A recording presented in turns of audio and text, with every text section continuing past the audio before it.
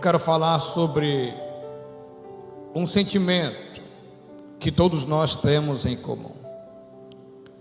Todos nós temos e já tivemos medo de alguma coisa. Existem pessoas que têm medo de barata, mulher principalmente, homem só tem nojo, né? Aquelas voadoras, homem só tem nojo, mulher morre de medo, homem não. Mas o medo, ele marca a nossa vida, marca a nossa história, e algumas pessoas acabam ficando presos nesse sentimento, esses medos traumáticos. Pessoas que são habilitadas, mas nunca mais conseguiram dirigir um carro por causa de um acidente. Outras têm medo de casar, e geralmente a palavra mais usada é: eu não vou casar porque homem é tudo. Ó, tá vendo? No Japão, na China, você nem como é que faz retrato falado daquele lado de lá. Mas aqui existem pessoas diferentes, pessoas de Deus, que Deus tem levantado para abençoar a sua vida e mudar a sua história. Então o medo, ele marca a nossa vida. Apóstolo Paulo, quando escreve para Timóteo, ele diz assim: Deus não te deu espírito de covardia, mas de amor, poder e moderação. Apóstolo Paulo está dizendo que tem casos que é espiritual, que é o espírito de covardia. Mas quando nós olhamos na Bíblia, nós vamos encontrar diversos homens e mulheres que tiveram seu ministério tocado, confrontado por causa deste sentimento. Quando nós olhamos para a Bíblia, o capítulo de número 1 de Jonas, quando veio a palavra do Senhor a Jonas dizendo: levanta-te, vai até Nínive e pregou a minha palavra, ou profetiza a minha palavra. Quando Deus libera essa palavra para Jonas, Jonas é profeta. Só que Jonas tem medo do que os ninivitas seriam capazes de fazer com ele, e ele entra num navio para ir para uma outra cidade. O texto diz que Jonas está tentando se esconder da presença de Deus. O Jonas é profeta. O Jonas tem a palavra profética, o dom profético. Porém, Jonas tem medo de grandes desafios, e por isso ele quer desistir daquilo que Deus confiou nas mãos dele. Quando nós olhamos para Juízes capítulo de número 4, nós vamos ver quando uma profetisa chamada Débora, ela chama Baraque e diz para Baraque: Deus tem vitória para você. Deus vai te dar vitória quando você estiver guerreando no vale. Deus é contigo, Deus vai te dar vitória.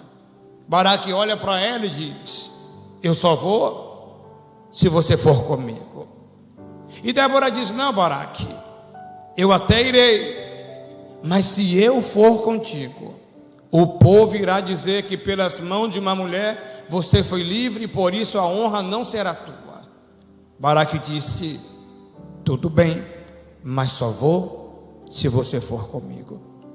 O que Baraque está dizendo com o seu comportamento, com a sua atitude, isso sempre falará mais do que palavras. O que Baraque está dizendo para ela é: eu abro mão da honraria de Deus sobre a minha vida, porque eu tenho medo de desafios no vale. Se Baraque conhecesse Bíblia como você conhece, ele iria entender que Ezequiel capítulo 36, a Bíblia diz que veio a mão do Senhor e me levou até o monte. O capítulo 37, a Bíblia diz: veio a mão do Senhor e me levou até um vale de ossos sequíssimos. O que eu entendo com Ezequiel é: não interessa para onde Deus está me conduzindo, o mais importante é saber se Deus continua sendo o condutor da minha vida e da minha história. Porque se Deus é o condutor da sua vida, Ele garante. É isso que Pedro vai entender lá em Lucas capítulo 5. Pedro está dentro do barco, Jesus está pregando para a multidão, e esse Pedro dentro do barco é um Pedro cansado, desmotivado, alguém que trabalhou a noite inteira e não pescou nada. Só que em nenhum momento nós vamos ver Pedro interferindo e dizendo: Jesus, vamos parar, estou cansado, para mim não dá mais, Senhor, cansei, trabalhei a noite inteira. Não, Pedro entende que o barco é de Pedro, mas quem governa o barco é Jesus. E quando Jesus for condutor da nossa vida, Ele garante a vitória. Aleluia. Querido, quando nós olhamos para Elias, o de Tisbe, segundo estudiosos, até hoje não é encontrada a cidade de Elias. Mas Elias é alguém que Deus decide usar. E Elias, quando aparece no cenário, ele aparece com muita autoridade e ousadia, e ele conhece o poder e a autoridade que tem. Quando Elias libera a palavra, ele diz: segundo a minha palavra, não vai chover em Israel e nem vai cair orvalho. Segundo a minha palavra. Uma outra pessoa da Bíblia que conhecia muito bem o poder da palavra, o poder que carregava, era João, o discípulo amado. João disse: mestre, pregamos naquela cidade e ninguém deu crédito à nossa pregação. Permita-me orar, cair fogo do céu e consumir toda aquela cidade. Jesus desconversa, muda de assunto, mas João realmente sabia o poder que carregava na boca. Quando nós olhamos para Elias, Elias profetiza: segundo a minha palavra, não vai chover em Israel, e nem vai cair orvalho, nem sereno. Nós vamos ver Elias profetizando, Elias chamando a atenção de Deus, Deus respondendo com fogo. Só que por um momento, Elias agora distrai, tem uma distração na sua alma. E quando a alma de Elias está distraída, a Bíblia diz que Elias sofre a ameaça de uma mulher chamada Jezabel. Oh glória, Jezabel. Elias ouviu a ameaça dessa mulher. Elias agora abraça isso com a alma. Elias esquece tudo que viveu. Elias agora no capítulo 19, ele vai entrar em rumo ao deserto, sem direção, para se esconder de Jezabel. Só que o versículo de número 4 vai dizer que Elias senta embaixo de um pé de zimbro. E nós sabemos que zimbro não nasce no deserto. O zimbro, ele já é provisão de Deus para Elias no deserto. Elias está sentado embaixo da provisão. Mas mesmo assim Elias dorme. Elias pega no sono. Por quê? Porque Elias agora está com medo de encarar a vida como a vida é. E normalmente, quando nós temos medo de encarar algo, quando nós temos medo de encarar uma responsabilidade, nós queremos nos esconder dentro do quarto. Nós queremos dormir para entender que não passou de apenas um sonho. Elias agora está dormindo embaixo do pé de zimbro. O anjo de Deus desceu do céu. E quando o anjo desce, ele assa um pão. Ele acorda Elias e ele serve pão e água para Elias no deserto.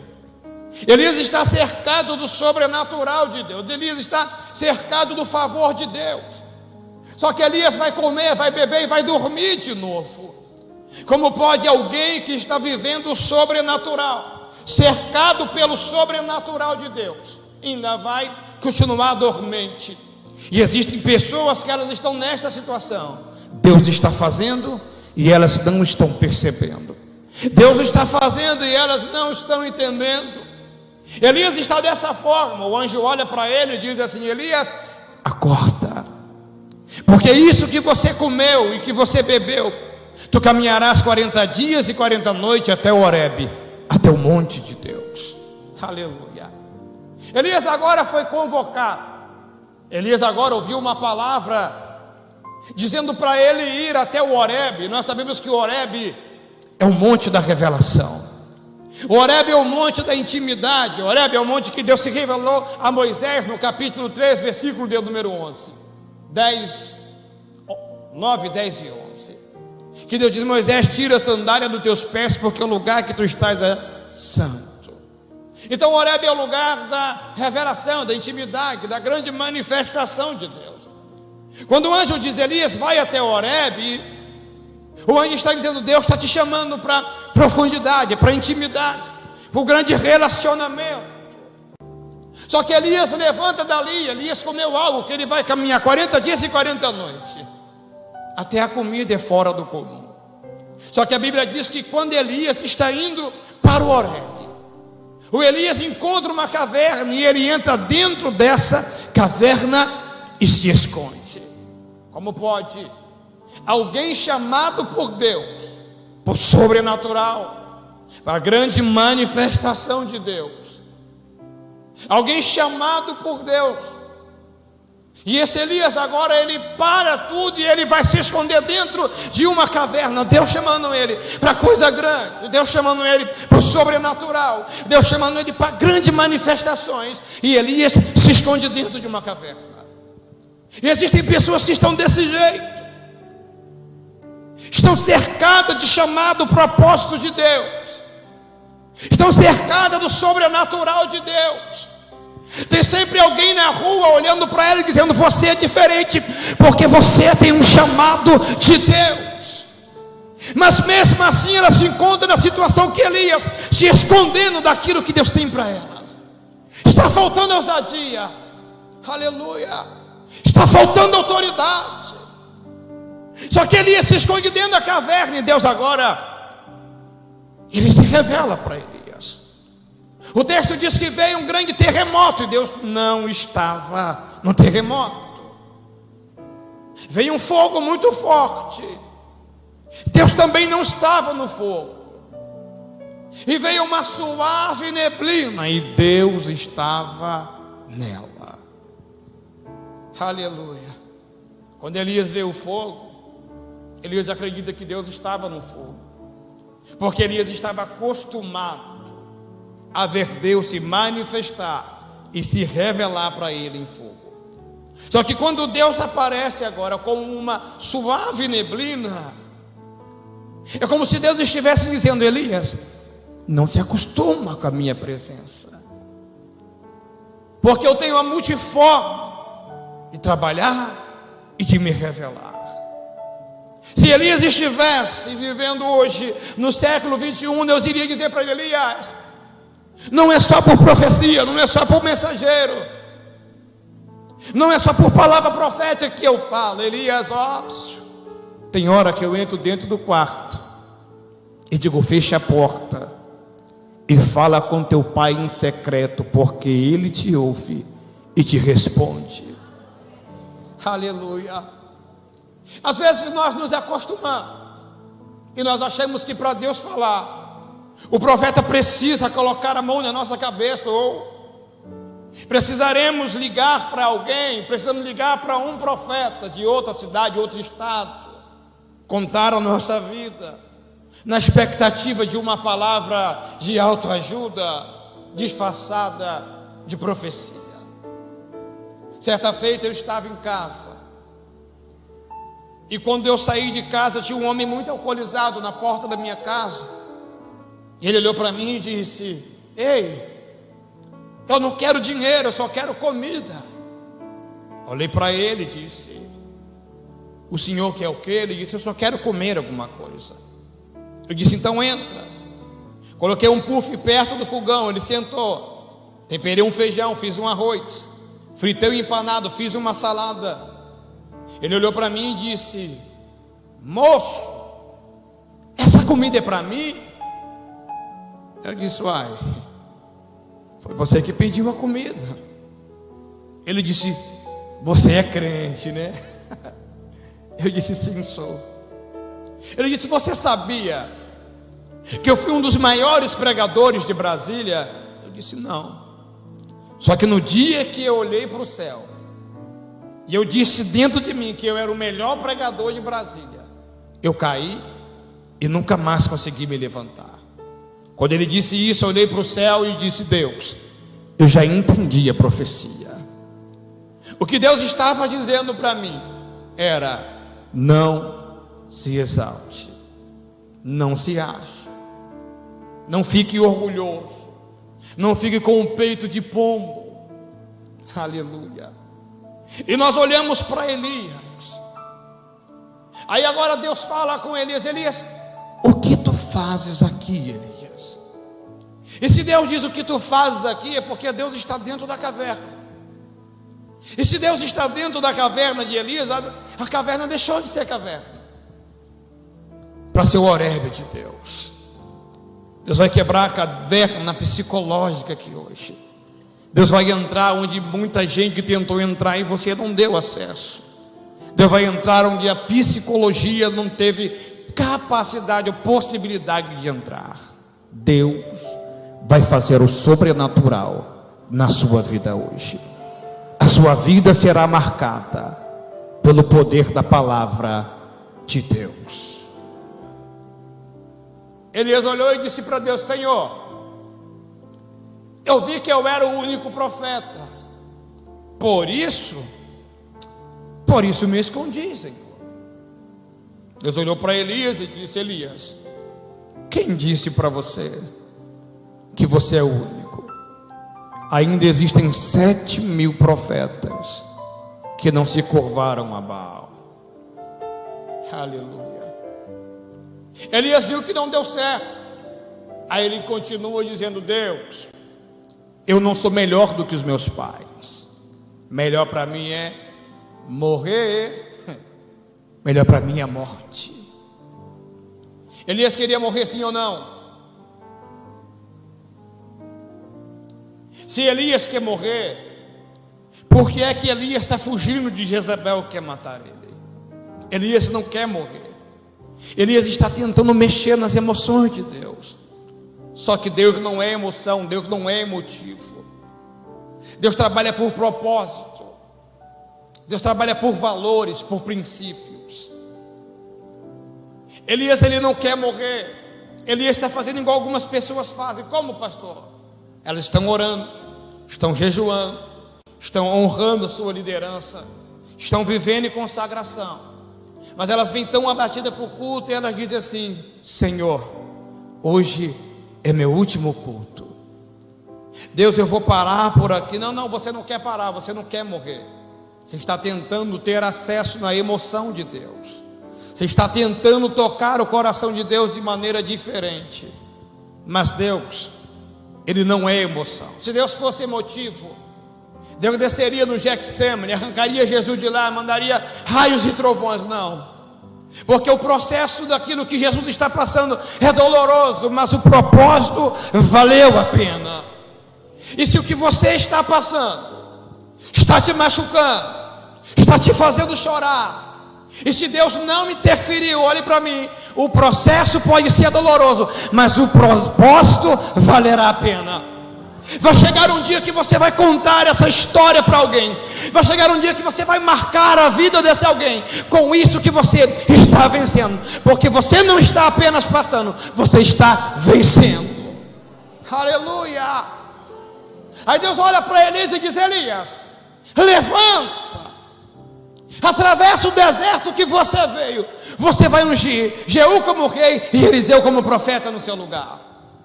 O que Deus está dizendo: Elias, esse negócio de mimimi, de não dar, vou parar, para mim já deu, não combina com você. Enquanto você está dentro da caverna, se escondendo, omitindo o seu chamado, eu estou dizendo: levanta, porque eu te chamei para levantar alguém, eu te chamei para revelar alguém, eu te chamei para encontrar esse alguém. Aleluia. O mimimi não combina com você. Às vezes nós passamos fase de nos esconder em casa e ficar esperando alguém. Eu só vou para o culto quando esse alguém vier me buscar. Eu só vou para o culto quando esse alguém me ligar. E Deus diz: não, ninguém vai te ligar, ninguém vai te buscar. E você diz: por quê? Porque chegou a sua hora de visitar alguém, de ligar para alguém. O que Deus está dizendo é: não é hora de você ser visitado, não é hora de você ficar aguardando a ligação de alguém, é hora de você se posicionar e encontrar esse alguém. Aleluia. Quando nós olhamos a Bíblia, o Novo Testamento, Mateus capítulo 14, versículo de número 22. Quando nós olhamos para Mateus capítulo 14, versículo 22, nós sabemos que Jesus havia acabado de realizar o milagre dos pães e peixes. 5 pães e 2 peixinhos. Como pode alguém olhar para uma multidão de mais de 5.000 pessoas e oferecer 5 pães e 2 peixinhos? Como pode? O que aquele menino está dizendo com as suas atitudes, e eu sempre digo que atitudes sempre falam mais do que palavras. O que aquele menino está dizendo com a sua atitude é: Jesus, eu amo ouvir o Senhor falar. Eu tenho prazer em ver o Senhor curar. E por isso, eu vou dar tudo o que eu tenho, só para o Senhor continuar. Porque a unção que eu acredito, eu faço investimento. Aleluia. Quando nós olhamos, Jesus alimenta a multidão. Jesus chama os discípulos, despede os discípulos para irem na frente. E no barco tem 11 discípulos. Judas não estava, graças a Deus Judas não estava. 11 discípulos estavam no barco. A Bíblia diz que veio um vento contrário, uma grande tempestade. E no meio dessa grande tempestade, os discípulos tiveram medo e começaram a gritar: socorro, socorro.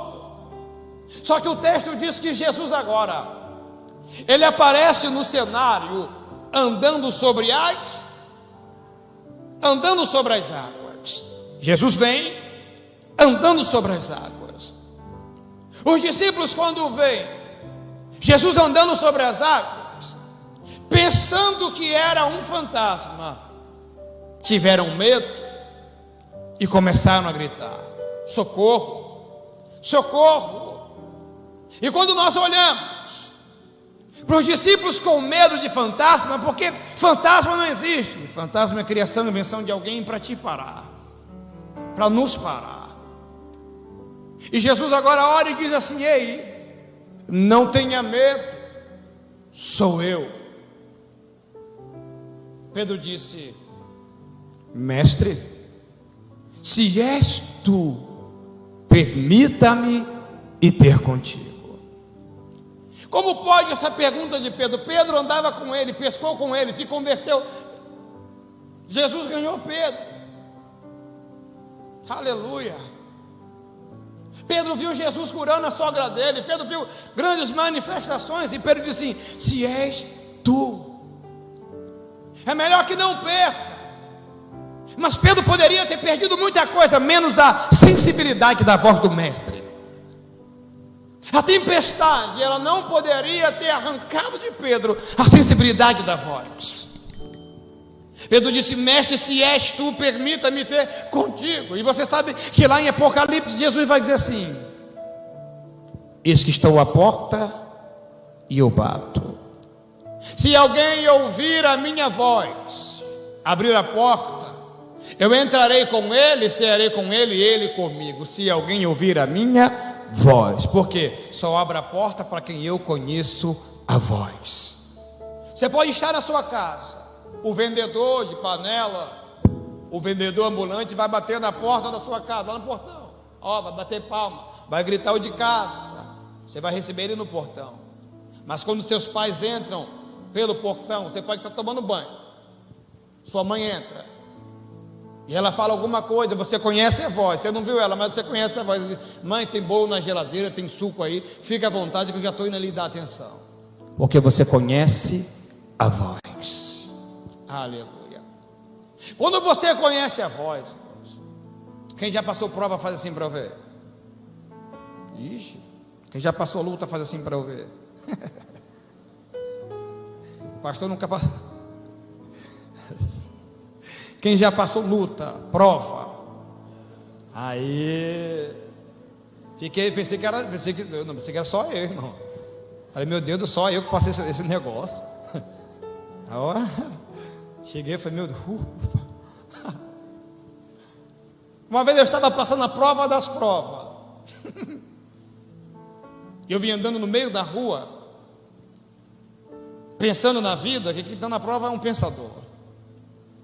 Pensando na vida, e quando eu olhei para o chão, eu vi um cordão de ouro no chão. Pensa num cordão de ouro lindo. Eu disse: ô glória. Eu fiz igual aquela mulher de 2 Reis capítulo 4. venda, pague todas as suas dívidas, viva do que sobrar. Eu disse: é agora. Aí cheguei em casa, a brigadeira, peguei um ovo, rabiscou, disse: é ouro, rabiscou, é ouro. Na parede branca, rabiscou, disse: é ouro, aleluia. Olhei no pingente, o pingente unido no outro, bonitinho, sabe, escrito 18 quilates, 14 que morde, 2 que corre atrás de moto. Eu falei: é ouro. Oh, glória. Eu disse: é ouro. Falei: agora. Aí fui no Orives vender o cordão para fazer dinheiro. Quando eu cheguei no Orives animado, cheio de fé, cheguei na porta, arranquei do bolso, fiz assim: moço, é ouro. Ele: não. Eu disse: não, moço, ouro. Eu disse: não é não. Eu disse: não, moço, passa um trem aí, não sei, corta aí. Veio, ele disse: não é não, moço, isso é bijuteria. Por quê?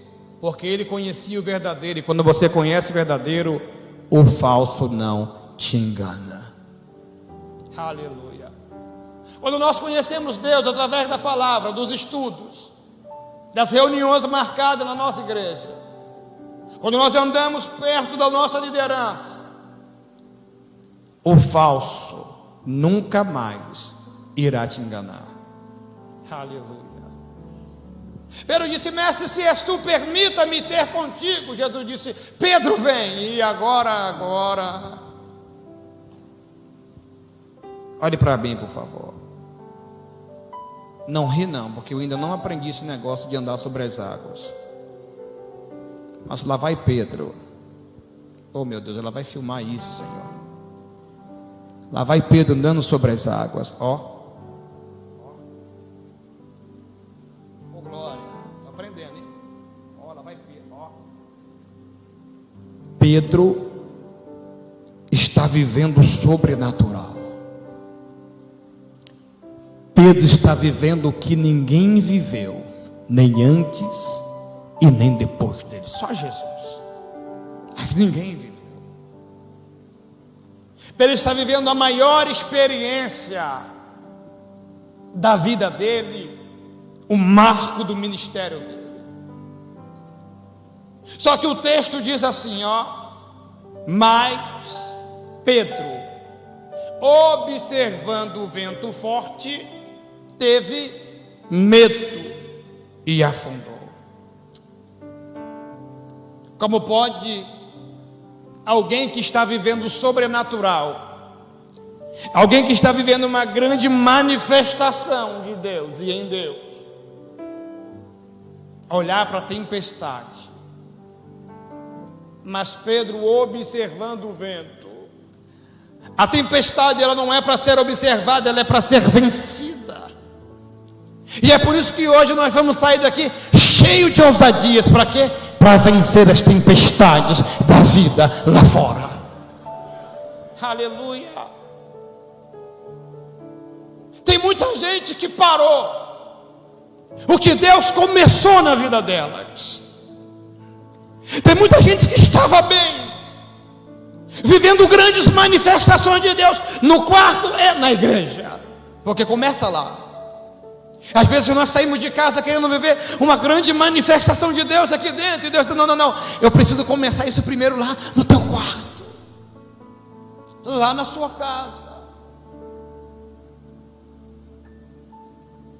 E algumas pessoas interromperam aquilo que Deus começou a fazer na vida delas, a fazer na história delas, porque param para observar tempestade, e muitas das vezes tempestade na vida dos outros, problema de outras pessoas, ficaram sobrecarregadas. E o texto diz que Pedro afundou. Aí Jesus olha para ele, e Pedro está lá. Pedro sabe nadar, ele está dando certo. Só que chega uma hora que não dá mais. Aí Pedro diz: mestre, socorro. Jesus disse: homem de pouca fé, por que duvidar? Você já pensou num negócio desse, pastor? Um homem de pequena fé andando sobre as águas. Aí. O homem de pequena fé, porque duvidaste? Jesus estende a mão e coloca Pedro de pé. Só que esse Pedro que nós estamos falando é um Pedro que ainda não é cheio do Espírito Santo. Pedro vai ser cheio do Espírito Santo de Atos 2 para frente. Pedro vai ser cheio do Espírito Santo. E agora Pedro vai ser cheio de ousadia. Porque o texto vai dizer, em Atos capítulo de número 5, ou melhor, capítulo de número 12, capítulo 12, versículo de número 5, diz que existe uma igreja reunida dentro da casa de Maria, mãe de Marcos, e eles estão orando, e orando muito, para que Deus viesse libertar Pedro da prisão. Pedro está preso, e Pedro está preso, Pedro vai ser exposto em praça pública, e vai ser morto a fio de espada, no dia seguinte, como fizeram com Tiago. Essa é a proposta de sentença para Pedro. Então Pedro está embaixo de uma palavra de morte. Pedro está embaixo de um laço de morte. Eu imagino as pessoas na cidade dizendo: Pedro vai morrer amanhã. Só que enquanto Pedro está embaixo dessa sentença, existe uma igreja reunida orando pela libertação de Pedro. O texto diz que um anjo desceu e foi lá no cárcere. E quando o anjo chega na cadeia, ele diz assim: Pedro, acorda, veste sua capa, veste sua sandália e vem comigo, Pedro. Aleluia. Como é isso, irmãos? Que ousadia é essa na vida de Pedro?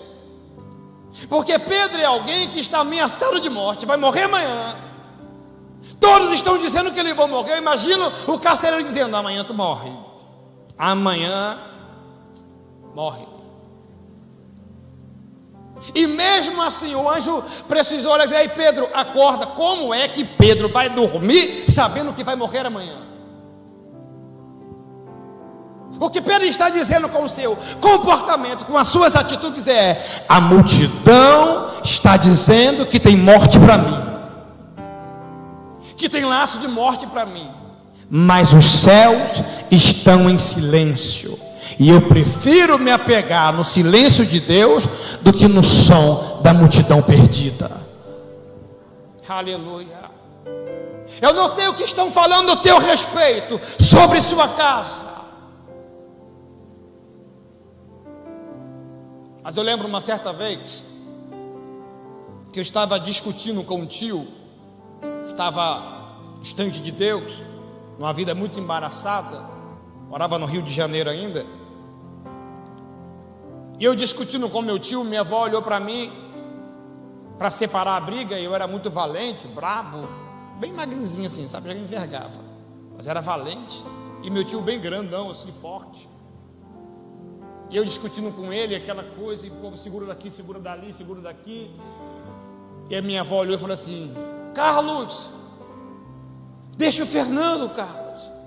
Esse menino é ruim. Esse menino não tem coração, ele é um monstro. Aí eu olhei assim: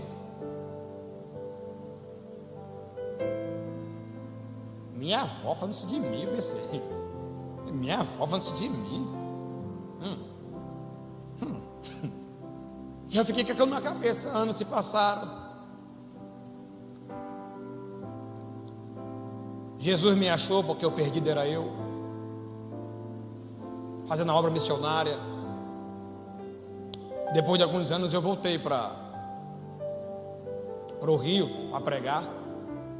E eu estava na casa da minha mãe, à noite, dormindo no sofá, assistindo televisão, peguei no sono e minha mãe passou o telefone e falou assim: sua tia quer falar com você. Eu disse: alô. Ela disse: você vai embora que horas da manhã? Eu disse: 12:30. Eu vou para Brasília 12:30. Ela disse: amanhã de manhã eu vou aí para você orar por nós. Aí eu falei: tá bom. Minha mãe disse: o que a sua tia queria? Eu falei: ela disse que é oração. A minha tia, do terreiro de Macumba, de Umbanda, Candomblé, eu falei: deve estar, né, me azucrinando, deve estar mexendo comigo. Quando deu 7 horas da manhã, minha mãe disse para mim assim: sua avó e sua tia estão aí, e o negócio da oração é sério. Eu disse: meu Deus do céu. Agora deu ruim, porque o terreiro, minha avó, graças a Deus, converteu, mas na época ela era chefe do terreiro de Umbanda. Eu disse: pedi oração para o pastor, que o negócio está ruim mesmo lá, não está legal. Aí levantei e disse para minha tia: a senhora quer que ore pelo quê? Ela disse: meu filho está tudo travado, tudo embaraçado, meu filho, nada dá certo. Isso ficar travando a vida dos outros, né? Aí eu olhei para minha avó e disse: e a senhora, avó, a senhora quer que ore pelo quê? Ela disse: meu filho, eu quero que você ore pelo seu tio e pelo seu primo. Eles estão no vício, já fiz de tudo aqui para eles largar o vício, mas é que não larga. E esses dias eu falei para ele: por que é que você não faz igual o Fernando? Entra para a igreja e deixa Deus mudar a vida de vocês. Aleluia. Eu creio que Deus marcará histórias aqui nessa noite. Eu creio que Deus fará coisa grande dentro da sua casa. O sobrenatural de Deus. Quando nós olhamos para Davi, nós entendemos que Davi, ele tem isso. O que ele tem? Ousadia. Samuel está dentro da casa dele, dizendo que vai levantar alguém, ungir alguém como rei, e o pai dele deixou ele no campo. Você sabe que Davi é ungido. Davi ouviu rumores de um gigante que está gritando, dizendo: eu só quero um. Eu só quero um. Se um de vocês me enfrentar e me vencer, a guerra é de vocês. Eu só quero um. Golias, ele só queria um. O Davi foi levar alimento para os irmãos. Começou a querer saber a respeito do gigante. E de repente o irmão dele disse para ele: Davi, com quem tu deixaste as poucas ovelhas de nosso pai? O irmão dele está dizendo: você, Davi, não nasceu para a guerra, você nasceu para coisa pequena, cuidar de poucas ovelhas desprezadas. Davi, ele continua. A Bíblia diz agora que Davi, ele é levado até Saul. E você sabe que Davi, ele quer enfrentar o Golias. Saul olhou para Davi e disse: Davi, tu não tem condições disso, rapaz, você é muito novo. Davi disse: rei, eu estava lá no campo, cuidando das poucas ovelhas do meu pai, e eu matei uma ursa e uma leoa. O que Davi está dizendo é: o que eu venci no anonimato, onde ninguém viu, onde ninguém sabe, é que vai abrir porta de acesso até esse gigante agora. Aleluia. Aquilo que você está passando hoje, muitas pessoas não sabem, outras sabem, mas não compreendem. Mas o que você está passando hoje será um portal de vitória e de prosperidade sobre sua vida. Aleluia. Quando Davi é levado agora até Golias, é interessante que até o Golias desfaz de Davi. E ele diz assim: tu pensa que eu sou um animal para você vir contra mim com paus e pedras? Hoje mesmo vou arrancar sua cabeça e vou dar para as bestas feras do campo comer. Ali Davi tem todos os motivos agora para ficar com medo. Só que Davi vai fazer algo agora. E o que Davi vai fazer vai marcar a vida dele. Primeiro Davi diz para ele: tu vem contra mim com escudo e com lança, mas eu vou contra ti em nome do Deus de Israel, em nome do Deus do exército de Israel. Pastor, o que é isso? Isso é oração. Davi, ele vai orar. Tu vem contra mim com escudo e com lança, mas eu venço a minha adversidade, que é na oração. Eu parto para cima primeiro, é na oração. A ousadia ela vem na minha vida, é por causa da oração. E Davi olha para o gigante e diz assim: eu vou arrancar sua cabeça fora hoje. Como é que é isso, irmãos? Está acontecendo com Davi, ó. Hoje eu vou arrancar sua cabeça fora hoje. O que Davi tem, o que Davi possui é uma funda. Funda. Estilingue. Funda. Funda é instrumento para arrancar a cabeça? Para dar pedrada, não é isso, pastor? Funda é ferramenta para arrancar a cabeça? Funda é para dar pedrada. E como é que Davi está dizendo assim, ó? Hoje eu vou arrancar a sua cabeça. O que Davi está dizendo é que aquilo que ele quer que aconteça lá fora já começou acontecendo aqui dentro há muito tempo. Aleluia. Oh, glória. Aquilo que Davi quer que aconteça lá fora já foi construído aqui dentro. Dentro de Davi, ele já tinha feito todo o projeto de vitória. Ele já sabia que ia acertar na testa do gigante a pedrada, o gigante ia cair, ele ia pegar a espada e ia cortar a cabeça do gigante. O Davi sabia que ele ia cortar a cabeça de Golias com a própria espada de Golias. Por quê? Porque ele traçou um projeto de vitória aqui. Pastor, o que é isso? Ousadia embaixo de oração. Aleluia. É isso que nós precisamos aprender com Davi. Nós precisamos aprender a vencer, ou melhor, a responder os nossos desafios, ou aqueles que nos desafiam, através da oração. O Golias disse: eu vou arrancar sua cabeça, eu vou fazer. Ele disse: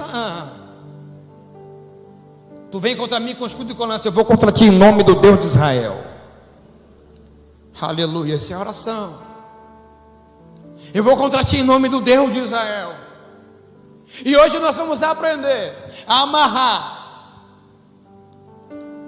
Hoje nós vamos aprender a travar aquilo que nos aflige, aquilo que se levanta contra nós, como pastor, através da oração.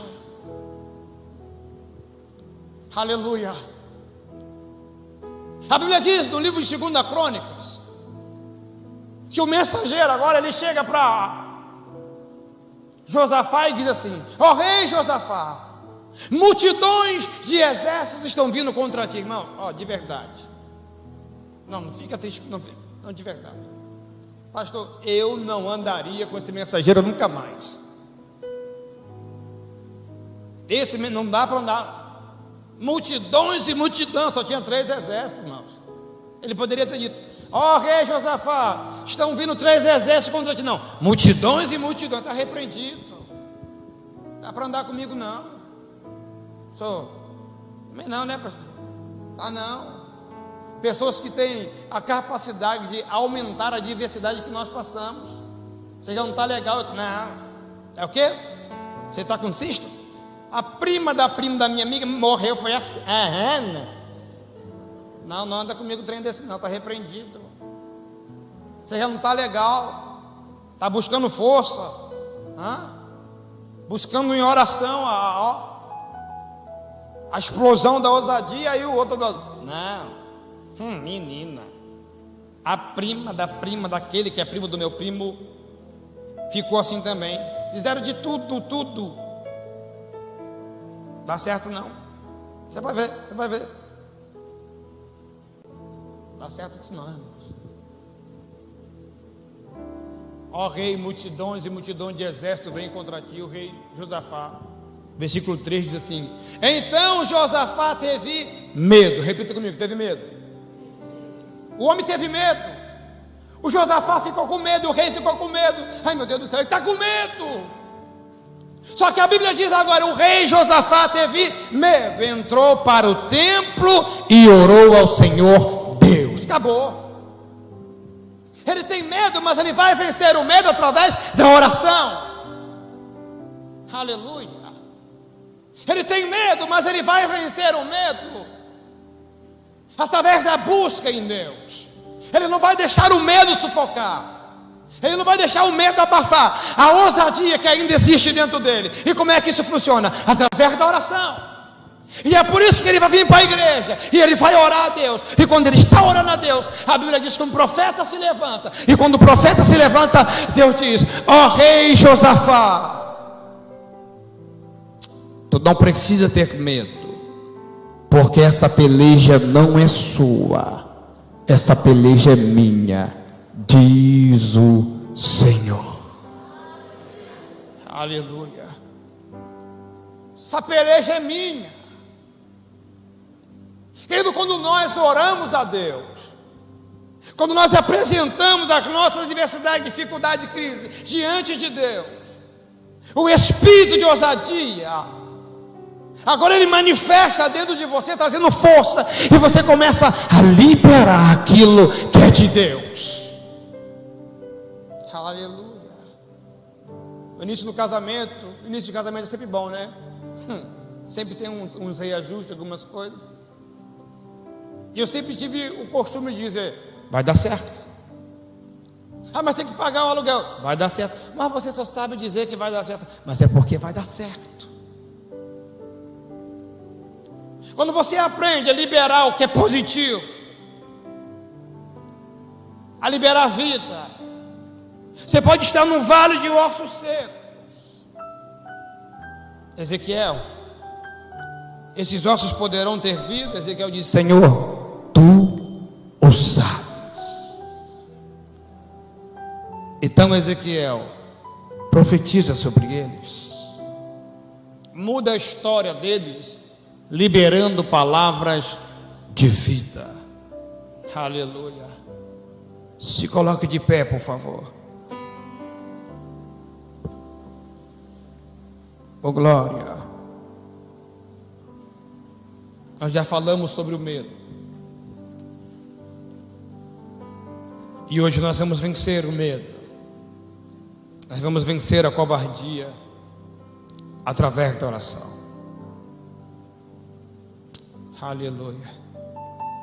E quando o vento passar, tudo voltará ao seu devido lugar. Eu nunca vi Deus perder uma guerra. Eu nunca vi Deus perder. Ah, mas na vida de fulano falou: não. Deus não perde. Feche os teus olhos, por favor. E diga apenas verdades para Deus. Diga verdades. Pastor, como assim verdade? Se você não está bem, diga para Deus: eu não estou bem, mas eu quero ficar bem. E se você está bem, diga: Deus, eu estou bem, mas eu quero continuar bem, viu? Mas diga verdades para Deus. Porque às vezes nós queremos impressionar Deus com as nossas palavras bonitas, com a nossa oratória. Aleluia. Aleluia. Existe uma graça de Deus aqui. Esse lugar é uma oficina de sonhos. E Deus está mexendo nos seus sonhos hoje. O medo tentou abafar aquilo que você sonha. Talvez uma conversa com alguém que não estava na mesma fé mexeu naquilo que você sonha. Eu hoje vim como profeta nessa casa dizer para você: volte a sonhar. Volte